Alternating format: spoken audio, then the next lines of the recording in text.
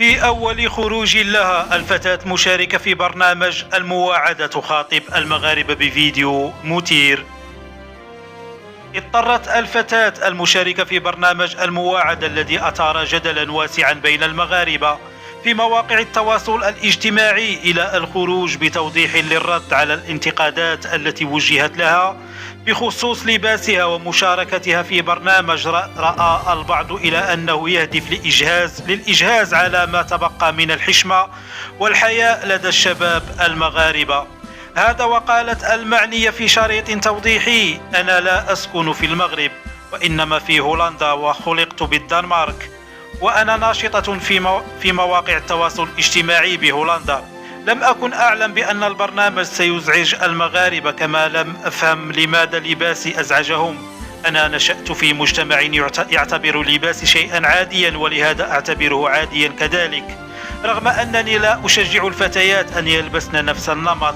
هذا وأضافت المشاركة في البرنامج المثير للجدل: لم أتوقع أن تظهر التنورة التي كنت أرتديها بذلك الشكل المبالغ فيه، وقد صدمت كذلك من مظهرها غير المحتشم. كما أريد أن أوضح بأنها سروال قصير وليست تنورة كما تظهر، بالإضافة إلى أنني لا أستطيع ارتداء تنورة بتلك الطريقة.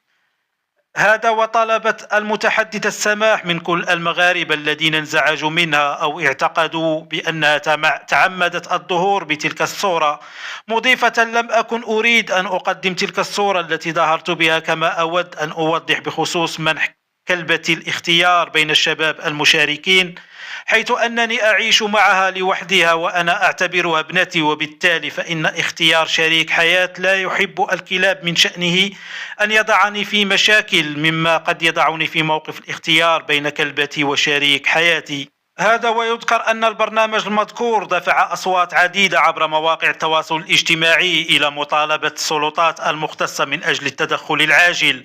قصد التصدي لقناة يوتيوب تدعى كواليس شرعت في نشر محتويات تتعارض جملة وتفصيلا مع القيم والمبادئ التي تربى عليها المغاربة منذ عصور الزمن.